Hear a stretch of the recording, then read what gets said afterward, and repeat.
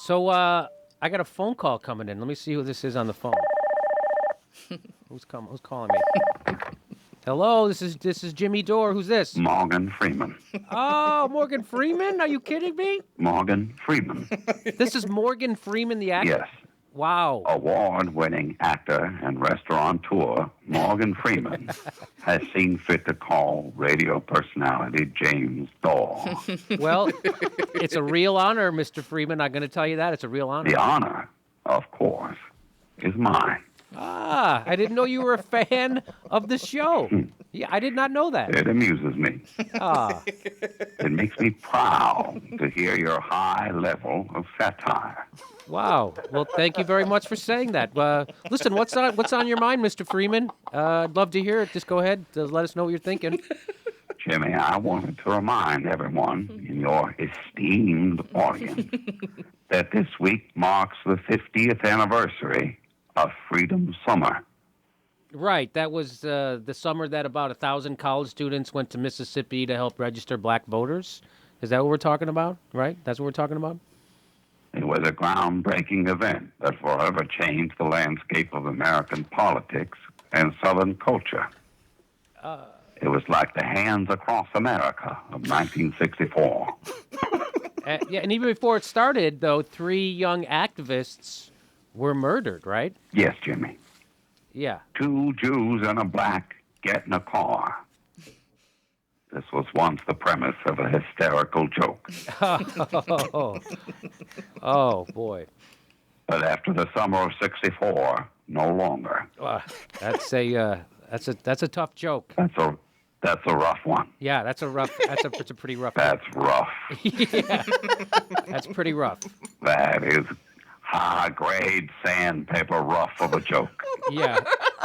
Listen, but can you change? I will not replace that. Okay. All right. You have to live with it, Jimmy. Okay. Well, could you please could you set the stage so that people can understand what a big deal the Freedom Summer was really like? Could you set the stage for Go ahead. What should I say? No, I want you to set it. You tell me. I don't know what to say. How should an African-American man from Mississippi frame this story? Okay, well, You tell me.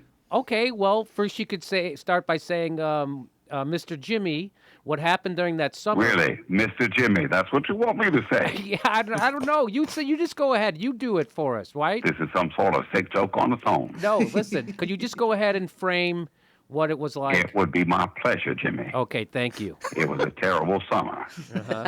It seemed somehow hotter than other summers. Uh-huh. More pregnant. It was still the era of Jim Crow. Uh-huh. And to a lesser degree, his brother, Fred Crow. Okay, I don't think that's a real thing, the Fred Crow. Can you try to not be high at some point when I talk to you? Okay, listen, Morgan. A bottle of Coke still only cost a dime. Okay. And the Pepsi challenge would not happen for 15 years or so.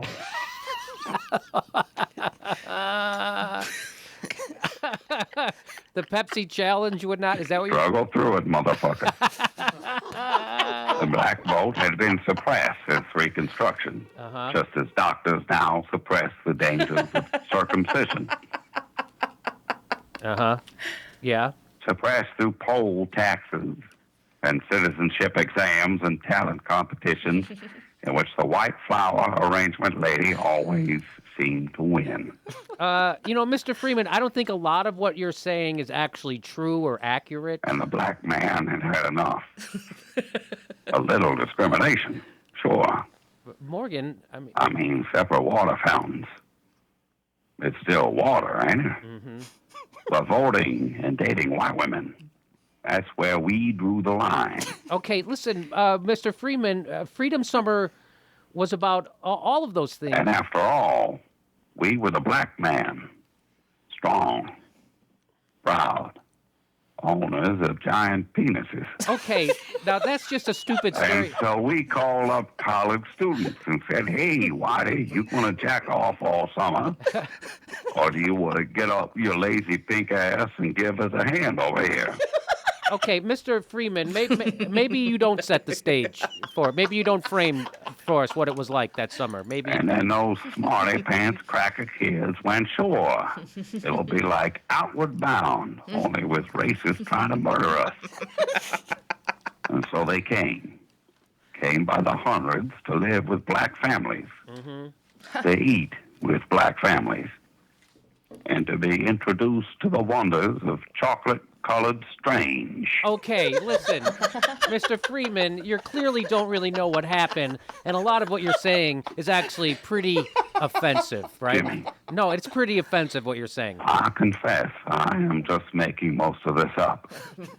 I know almost nothing about what happened that summer. Why? I was in Flushing, New York in 1964. Okay, all right. Which was its own personal hell.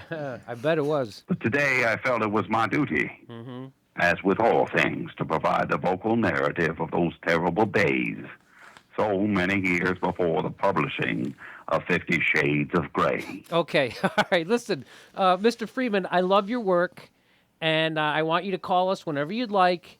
But please, just call in and talk about things that you actually know and understand. Can you do that? I apologize, Jimmy, of course.